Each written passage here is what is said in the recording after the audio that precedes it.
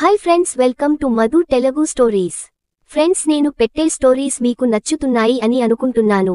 కానీ చాలామంది ఇంకా మన ఛానల్ని సబ్స్క్రైబ్ చేసుకోకుండా వీడియోస్ చూస్తున్నారు. ప్లీజ్ నాకు సపోర్ట్గా ఈ ఛానల్ని సబ్స్క్రైబ్ చేసుకొని ఈ వీడియోని లైక్ చేయండి. అలాగే మీ అభిప్రాయాన్ని కామెంట్ రూపంలో తప్పకుండా నాకు తెలియజేయండి. రఘుతో ఊటీలో గడిపిన రోజులు నా జీవితంలోనే మరిచిపోలేనివి. సంతోషం అంతా నా ఒంటిమీదకొచ్చి వాలినట్లు పరవశించిపోయాను. అహర్నిశలు నాకు తోడుండే మనిషి, నావాడు, ఇతనివాళ్ల నాకు పిల్లలు పుడతారు, ఒక పరిపూర్ణత్వం చేకూర్తుంది అన్న ఊహే నాకెంతో మధురంగా అనిపించింది. రఘు జలపాతాల దగ్గర నిలబెట్టి నాకెన్ని ఫోటోలు తీశాడో చెప్పలేను. చీర తీసేసి స్నానం చేస్తుండగా ఉట్టిలోపావడా, జాకెట్టుతో కూడా ఫోటోలు తీశాడు. నా పొట్టమీద గోరింటాకు పెట్టాడు. నన్ను క్రింద నడవనివ్వలేదు. తన చేతుల్లోనే తిప్పాడు. మంచినీళ్లు కావాలని మారాం చేసినా నోట్లో పుక్కిట నిండా నింపుకున్న నీళ్లని తన నోట్లోకి తీసుకునేవాడు. తెల్లవారగానే శరీరం మీద గాట్లని లెక్కపెట్టి ఎన్ని ముద్దులో అని మురిసిపోయేవాడు. అవి స్నానం చేస్తున్నప్పుడు చురచురలాడినా మధురంగానే ఉండేవి. అహల్యా, బ్రహ్మ నిన్ను పాలమీగడతో తయారుచేసి ఉంటాడు. అయ్యాం లక్కీ అని మురిసిపోయేవాడు. అతని మోటు శృంగారం తట్టుకోలేక నేను కెవ్వుమని అరిస్తే అవి టేప్ చేసి తర్వాత నాకు వినిపించేవాడు. సిగ్గు అన్న పదానికి నాకు అర్థం తెలియకుండా చేశాడు. అతనితో శృంగారం జీవితం రంగులరాట్నంలా తమాషాగా, భయంగా, వేగంగా గడిచిపోయింది. మేం మద్రాసు వచ్చాం. దీపు హాస్టల్కి వెళ్తానన్నాడు. రఘు వెంటనే ఒప్పుకున్నాడు. అతను నాతో సరిగ్గా మాట్లాడపోవడం గురించి నేను రఘుతో చెప్పాను. దీపు చాలా చిన్నపిల్లాడిగా ఉన్నప్పుడే మా అమ్మ పోయింది. ఆ తర్వాత మా అక్క మాకు చెప్పకుండా ఎవర్నో పెళ్లి చేసుకుని వెళ్ళిపోయింది. అందుకే వాడికి ఆడవాళ్లతో మాట్లాడడం అది అలవాటులేదు. నెమ్మదిగా సర్దుకుంటాడు అన్నాడు. నేనే దీపుతో మాటలు కలపడానికి ట్రై చేసేదాన్ని. అక్కడి నుండి పని ఉన్నట్లుగా లేచి వెళ్ళిపోయేవాడు. రఘు ఇల్లు ఖాళీ చేయించాడు. నాన్నగారిని మనం తెచ్చుకుందాం అన్నాను. అతనేం అనలేదు. ఆటోలో అన్నయ్యలే పని కుర్రాడినిచ్చి మా ఇంటికి నాన్నగారిని పంపించేశారు. ఆయనకి ఒక రూమ్ ఇచ్చాం. ఇక్కడ ఎందుకు, మన ఇంటికి వెళ్ళిపోదాం అన్నాను. రఘు వెంటనే ఒప్పుకున్నాడు. ప్రొడ్యూసర్లు నెలరోజుల తర్వాత ఫోన్లు చెయ్యడం, ఇంటికి రావడం చేశారు. ఆ రోజు నేను కళ్యాణిలో కంపోజ్ చేసిన పాట ఒకటి ప్రాక్టీస్ చేసుకుంటూ ఉండగా రూమ్ బయట ఎవరో నిలబడ్డట్లుగా కర్టెన్ కదిలింది. ఎవరు అన్నాను.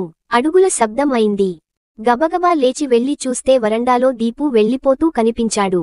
మర్నాడు ఉదయం 4ంటికే లేచి ప్రాక్టీస్ చేస్తుంటే మళ్లీ అలికిడి అయింది. ఈసారి నన్ను చూసి వేగంగా వెళ్లిపోతున్న దీపుని కేకేసి ఆపాను. ఎందుకలా దొంగచాటుగా వినడం, ఎదురుగా కూర్చుని వినచ్చుగా అన్నాను. నేను పాట వినడానికొచ్చాను, మిమ్మల్ని చూడడానికి కాదు అన్నాడు. ఆ మాట నాకు గుచ్చుకుంది. కాని అతనికి నా పాట ఇష్టమని తెలిసి ఆనందం కలిగింది. ఆ తర్వాత దీపు హాస్టల్కి వెళ్ళిపోయాడు. అతనెళ్ళిపోయాక చూసుకుంటే నావి చాలా గ్రామ్ ఫోన్ కాల్స్ కనిపించలేదు. నవ్వుకున్నాను. నాన్నగారి ఆరోగ్యం బాగా క్షీణించసాగింది. ఏదో చెప్పాలని తపన పడేవారు. మాట రాదు. పని కుర్రవాడు వేళకి మందులు ఇస్తున్నాడో లేదో కూడా పట్టించుకోడానికి నాకు తీరిక లేదు. ఒకరోజు నేను ఇంటికి వచ్చేసరికి ఆయనకి ఫిట్స్లా వచ్చి కొట్టుకుంటున్నారు. పని కుర్రాడు టీవీ చూస్తూ హాల్లో ఉన్నాడు.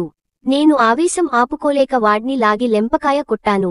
వాడు ఏడుస్తూ ఈ పని నేను చెయ్యను అంటూ వెళ్ళిపోయాడు. నాన్నగార్ని హాస్పిటల్లో అడ్మిట్ చేసి 4 రోజులపాటు అన్ని రికార్డింగులు కేన్సిల్ చేశాను. ఒక ప్రముఖ సంస్థ వాళ్లు గాన సరస్వతి అవార్డు ఇస్తున్నారు. అందుకోసం హైదరాబాద్ వెళ్ళాలి. అన్ని ఏర్పాట్లు చేసుకున్నారు వాళ్ళు. నాన్నగారి పరిస్థితి సీరియస్గా ఉంది. సాయపడమని అన్నా వదినల దగ్గరకెళ్లే పరిస్థితి కాదు. రఘుతో నా ప్రాబ్లెం చెప్పుకుని దాసమ్మగారిని పిలిపిస్తానన్నాను. రఘు షూస్ వేసుకుంటున్న వాడల్లా నావైపు తీక్షణంగా చూసి, అహల్యా, నీ స్వంత తండ్రి అంటే తప్పదని తెచ్చి ఇంట్లో పెట్టుకున్నాను. వాళ్లని కూడా ఎక్కడ భరిస్తాం చెప్పు. ప్రాక్టికల్గా ఆలోచించు. ఆవిడతో బాటు దాసుగారు కూడా వస్తారు. వాళ్ళు వయసైపోయిన వాళ్లే. మళ్ళీ 2 పేషెంట్స్ తయారైతే నువ్వు చూడగలవా? పనివాళ్లు డబ్బు పారేసినా చెయ్యరని నీకు అర్థమైందిగా అన్నాడు. తెచ్చి పెట్టుకున్నాను. ఎక్కడ భరిస్తాం అనే మాటలు నాకు గుచ్చుకున్నాయి. ఇది నా ఇల్లు. ఈ ఇంట్లో కూడా నాకు అధికారం లేదా? నన్ను పెంచిన తల్లిదండ్రులు నాకు బరువా? రఘుతో వాదించదలుచుకోలేదు. నేను హైదరాబాద్ రావడం కుదరదని వాళ్లకి చెప్పేశాను. ఆఖరి రోజుల్లో తండ్రిని చూసుకున్నానన్న ఆత్మ సంతృప్తి అయినా దక్కించుకోవాలనుకున్నాను. ఒకరోజు పెద్దన్నయ్య వచ్చాడు. బాగా చిక్కిపోయి చిరిగిన చొక్కాతో వచ్చాడు. ఇల్లు గడవడం కష్టంగా ఉంది, ఓ 10,000 నేను లోపలికెళ్లి బీరువాలోంచి డబ్బు తీస్తుండగా రఘు వచ్చాడు. అహల్యా, డబ్బు ఇస్తున్నావా? ఇది ఆరంభం అవుతుందే కాని ఆఖరు కాదు. వాళ్ళెంత సోమరిపోతులో నీకు తెలుసు అన్నాడు. పిల్లలు పస్తులుంటున్నారట అన్నాను. చావని అన్నాడు. నాకెందుకో కడుపులో కలుక్కుమంది. రక్త సంబంధం అంటే అదేనేమో. నేను డబ్బు తీసుకుని హాల్లోకి వెళ్లి అన్నయ్యకిచ్చాను. చాలా థాంక్స్ సిగ్గుగా అన్నాడు బాబు. ఇంతలో పైనుంచి రఘు గొంతు వినిపించింది. ఆడపిల్ల సొమ్ము తినడం వ్యక్తిత్వం ఉన్నవాడు చేసే పని కాదు. కష్టపడి సంపాదించి నీ కుటుంబాన్ని పోషించుకో లేదా అందరూ కలిసి కట్టకట్టుకుని చావండి అన్నాడు. వాడేమనుకున్నాడో కాని డబ్బు అక్కడే టీపాయ్ మీద పెట్టేసి వెళ్ళిపోయాడు. నేను రఘు ప్రవర్తనకి నిరుత్తరురాలనయ్యాను. నేను డబ్బు ఇచ్చాక అతనలా అనడం, అన్నయ్యని కాదు నన్ను అవమానించడం. నాకేం అధికారం లేదా? మరి తనకి 20 లక్షలు ఎవర్ని అడిగి ఇచ్చాను? అప్పుడది ఆడపిల్ల సొమ్ము కాదా? నాకు చాలా బాధ కలిగితే మాటలు రావు. అదే పెద్ద మైనస్ పాయింట్. ఆ రాత్రి రఘు నామీద చెయ్యి వేసినప్పుడు నేను ఎప్పటిలా అతని వైపు తిరిగి అల్లుకుపోలేదు. ఆ విషయానికి కనిపెట్టి అతనే అన్నాడు, మీ అన్నయ్యలు నన్ను ఇంట్లోంచి వెళ్లగొట్టి నా మొహం మీదే తలుపులు ధడేల్న వేయడం నేను మరిచిపోలేకపోతున్నాను హలా. అందుకే అలా చేశాను. సమస్య వాళ్లది కాదు, నాది. నాకు ఈ ఇంట్లో స్వతంత్రం లేదా? అధికారం లేదా? దుఃఖంతో అడిగాను. నువ్వు అమాయకురాలివి. వాళ్ళు నిన్ను ఎంతగా ఎక్స్‌ప్లాయిట్ చేసి నీ జీవితంతో దారుణంగా ఆడుకున్నారో మరిచిపోయావా? నిన్నాసాలెగూడు నుండి బయటికి తీసుకురావడానికి నేనెంత కష్టపడ్డానో తెలుసా? మళ్ళీ వాళ్ళని చేరదీస్తావా? అన్నాడు. నాకు ఆ మాటల్లో నిజం ఉందనిపించింది. అటు తిరిగి పడుకున్న అతని మీద నెమ్మదిగా చెయ్యి వేశాను. రఘు వ్యాపారం అభివృద్ధి చెందింది. అతనికి క్షణం తీరిక లేకుండా కొత్త వెంచర్స్ ప్రారంభిస్తున్నాడు. నాన్నగారింక రోజుల్లో ఉన్నారని కావాలంటే ఇంటికి తీసుకెళ్లమని డాక్టర్స్ చెప్పేశారు. కొత్త సినిమాలేం ఒప్పుకోలేదు. కాని ఆల్రెడీ కమిట్ అయిన వాళ్లకి మాత్రం పాడుతున్నాను. ఒకరోజు రిహార్సల్స్ లో ఉండగా చాలా నీరసంగా అనిపించింది. మధ్యలో కడుపులో తిప్పి వాంతి కూడా అయింది. ఇంటికొచ్చేశాను. రఘుకి ఫోన్ చేస్తే కంగారుపడుతూ డాక్టర్ని ఇంటికి తీసుకుని వచ్చాడు. ఆయన పరీక్షించి కంగ్రాచ్యులేషన్స్ రఘురాంగారు అన్నాడు. నేను తల్లిని కాబోతున్నాను. ఒక్కసారిగా స్వర్గం దిగి వచ్చినట్లు అనిపించింది. ఎవరెస్ట్ ఎక్కినవాళ్లు కూడా అంత ఎత్తుగా ఫీలవరేమో. నాకు అంత ఎత్తుకి ఎదిగిపోయినట్లు అనిపించింది. రఘు అయితే ఆనందంతో గంతులేశాడు. అసలు మంచం దిగకూడదన్నాడు. పాలు, హార్లిక్స్, పండ్లరసాలు అంటూ నా ప్రాణం తీశాడు. అతని ప్రేమలో నన్ను ఉక్కిరిబిక్కిరి చేశాడు. ఊపిరి సలపని ఆ ఆనందంలో ఇంటికొచ్చిన ప్రొడ్యూసర్లు చిన్న మొహాలేసుకుని వెనక్కి వెళ్లిపోవాల్సి వచ్చింది. కొత్త సినిమాలేం ఒప్పుకోడానికి వీల్లేదన్నాడు రఘు. నాన్నగారు విషయానికి విని ఆనందంగా చూశారు. అదేనేమో నేను ఆయన్ని మిక్కిలిగా సంతోషపెట్టిన సమయం. ఆ గుండె తట్టుకోలేక ఆగిపోయింది. ఆయన పట్టున్న నరకయాతనకి తెరపడింది. ఇంటికి అన్నయ్యలు, వదినలు అందరూ వచ్చారు. 13నాడు ఎవరి దారిన వాళ్లు వెళ్లేటప్పుడు చిన్నన్నయ్య తన పరిస్థితేం బాగాలేదని పీకలోతు అప్పుల్లో కూరుకుపోయానని ఒక 50,000 సహాయము చెయ్యమని అన్నాడు.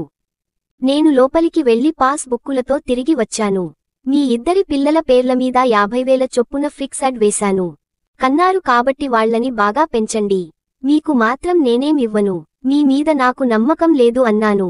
ఆ మాటలకి వాళ్లు చిన్న మొహాలేసుకుని వెళ్లిపోయారు. వదినలు మాత్రం సంతోషించారు. నాకు వాళ్లమీద జాలేసింది. ఇంత చాతగాని మొగుళ్ళని కట్టుకున్నందుకు. దాసుగారు, దాసమ్మగారు వార్త విని వచ్చారు. నేను ఒట్టి మనిషిని కాదని తెలిసి పొంగిపోయారు. ఆ 4 రోజులూ దాసమ్మగారు నాకు తల్లిలేని లోటుని మరిపించింది. వాళ్లు వెళ్లే రోజు నాకు చాలా బెంగగా అనిపించింది. రఘుతో వాళ్లని ఇక్కడే ఉండిపోమందామా అన్నాను. అతనేం మాట్లాడలేదు. మధ్యాహ్నం భోజనాలు చేస్తుండగా రఘు వచ్చి ఇదిగోండి మీ టికెట్స్ అరటిపండ్లు, కాఫీ డ్రైవర్కిచ్చి పంపించు అహల్య. ఏమీ అనుకోకండి. మీరెళ్లేటప్పుడు నేను ఇంట్లో ఉండలేకపోతున్నందుకు అన్నాడు. నాకు అతని అభిమతం అర్థమైంది. నెలలు దగ్గరపడి భారంగా ఇంట్లో తిరుగుతుంటే అమ్మ గుర్తుకొచ్చేది.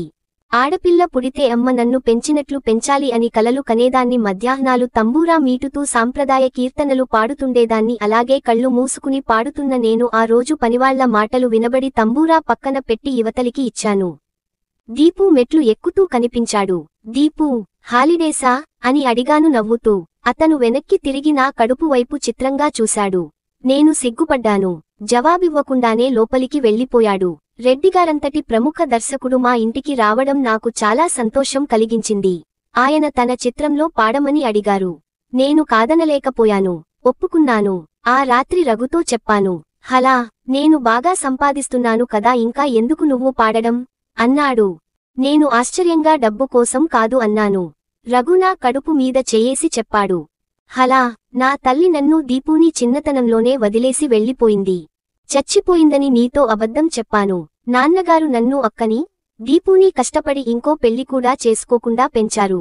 అక్క ఆయనకి చెప్పకుండా ఎవరో వేరే భాష అతనితో వెళ్ళిపోయింది. అలా మేమమ్మ ప్రేమకి మొహం వాచిపోయాం. దీపుకి స్త్రీలంటే ఒక రకమైన విముఖత కలగడానికి కూడా అదే కారణం. కానీ నా పిల్లలకి మాత్రం తల్లిప్రేమ కరువు కాకూడదు. పుష్కలంగా అందించి డివోటెడ్ మదర్ అవుతానని నాకు మాటివ్వు అన్నాడు. నాకు మంచి అమ్మని అనిపించుకోవాలనే కోరిక అన్నాను. అయితే కొన్నాళ్లు ఈ పాటల విషయానికి మరిచిపో అన్నాడు. ఈ ఒక్కసారికి అని అడిగాను. వద్దు అహల్యా, ఆ ఫీల్డ్ మంచిది కాదు అన్నాడు. ఈ విషయానికి ఇతనికి ఇప్పుడు కొత్తగా తెలిసిందా? ఇన్నాళ్ళు అన్నం పెట్టిన ఫీల్డ్ ఇప్పుడు నాకు ఒక్కసారిగా చెడ్డదైపోయిందా? నాకు అతనిలో కొత్త రఘు కనిపించాడు. నేను రెడ్డిగారి సినిమాలో పాడడానికే నిర్ణయించుకున్నాను. నీకు మొండితనం ఎక్కువ, నాకు భరించే శక్తి చాలా తక్కువ. నేను రికార్డింగ్ నుండి రాగానే అన్నాడు రఘు. ఒప్పుకున్నాను కాబట్టి తప్పదు, ఇకనైనా ఒప్పుకోకు అన్నాడు. ఆ శాసింపుకు ఉలిక్కిపడ్డాను. రఘు సంగీతం నా ప్రాణం. ఎన్నో సంవత్సరాలు సాధన చేసి పొందిన అద్భుత వరం. అదెలా వదిలిపెట్టాను అన్నాను. అయితే భర్తని, బిడ్డని వదులుకుంటావా? సంసారం అక్కర్లేదా అన్నాడు. ఏదో ఒక్కటే అన్న ఆప్షన్ ఎందుకు అన్నాను. రెండూ చూసుకోవడం సాధ్యం కాదు గనక. ఆ అభిప్రాయం తప్పు. చాలామంది మీ మగవాళ్లు చేస్తున్న వృత్తికి తప్ప మరొకదానికి టైం స్పేర్ చెయ్యలేరు. కాని స్త్రీ అలా కాదు, అన్నీ సవ్యంగా చేసుకోగలదు. ఎందరో నటీమణులు, గాయకులు, నర్తకీమణులు సంసారాలు చేసుకోవడం లేదా అన్నాను. సంసారం కాదు, సుఖంగా ఆనందంగా ఉండే సంసారం కావాలి నాకు. నీ శక్తి, సమయం నా పిల్లలకే ఖర్చు చెయ్యాలి.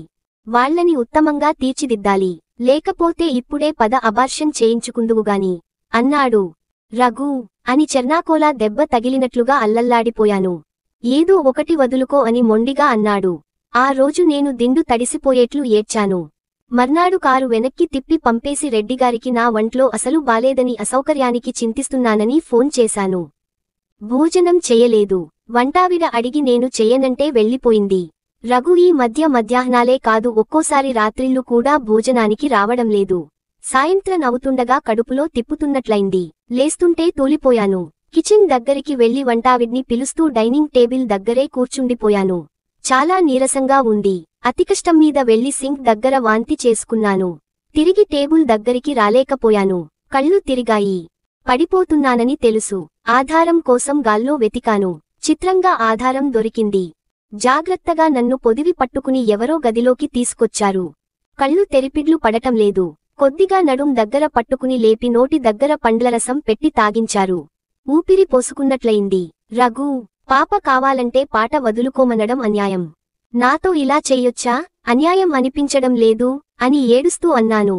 నా తలమీద చెయ్యి పడింది. ఆ చెయ్యి మెత్తగా తల నిముర్తుండగా నాకు నిద్ర పట్టేసింది. ఎంతో ప్రశాంతంగా అనిపించింది. ఒక్కసారిగా మొహం మీద లైట్ పడేసరికి కళ్ళు తెరిచాను. పొద్దుటి నుండి ఏమీ తినలేదు మీరు. అసలు ఒట్టి మనిషి కూడా కాదు. పదండి భోంచేద్దురుగాని అంది వంటావిడ. ఆవిడవేపు కృతజ్ఞతగా చూస్తూ, మీరు ఉండబట్టి సరిపోయింది. సాయంత్రం ఆ పండ్లరసం తాగించకపోతే నీరసంతో ప్రాణం పోయేదే అన్నాను. పండ్లరసమా? నేను మధ్యాహ్నం మా వాళ్ళింటికెళ్ళి ఇప్పుడే వస్తున్నాను. ఇంట్లో చిన్నయ్యగారు తప్ప ఎవరూ లేరు. ఆయనే తెచ్చుంటారు. ఇప్పుడు కూడా మీకు భోజనం పెట్టమని ఆయనే చెప్పారు అంది ఆవిడ. చిన్నయ్యగారా? అంటే దీపు ఇదంతా చేశాడా? నాకు వింతగా అనిపించింది. లేచి వంటావిడ సాయంతో డైనింగ్ హాల్ కెళ్ళి 4 ముద్దలు తిన్నాననిపించాను. దీపు మేడమీద గదిలో ఉన్నాడు. ఒక్కసారి వెళ్లి కృతజ్ఞతలు చెప్పాలనిపించింది. నెమ్మదిగా మెట్లన్నీ ఎక్కి గది గుమ్మం దగ్గరే ఆశ్చర్యంగా ఆగిపోయాను. అతని గదిలోంచి నా గొంతు గ్రామ్ ఫోన్లో వినిపిస్తోంది. ఒంటిగా ఉయ్యాలలూగితివా ముద్దు కృష్ణ, జంటగా నన్ను పిలవదగదోయి. ఒళ్లంతా ఒకలాంటి పారవశ్యం కలిగింది. ఇతహనికి నేనంటే ఇంత అభిమానం ఉందా? మరి నాతో మాట్లాడవేం? శత్రువుని చూసినట్లు చూస్తాడేం? నేనేం తప్పు చేశానని? దీపూ అని అన్నాను. సడన్ గా నన్ను అక్కడ చూసి కంగారుగా రికార్డు ఆపేశాడు.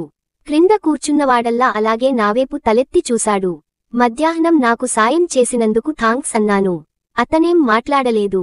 నాతో ఎందుకు మాట్లాడవు? నా గొంతుమాత్రం పనికొస్తుందా? ఉక్రోషంగా అడిగాను. అయినా బదులివ్వలేదు. దీపూ, నేను పరాయిదాన్ని కాదు. నువ్వుంటే నాకిష్టం.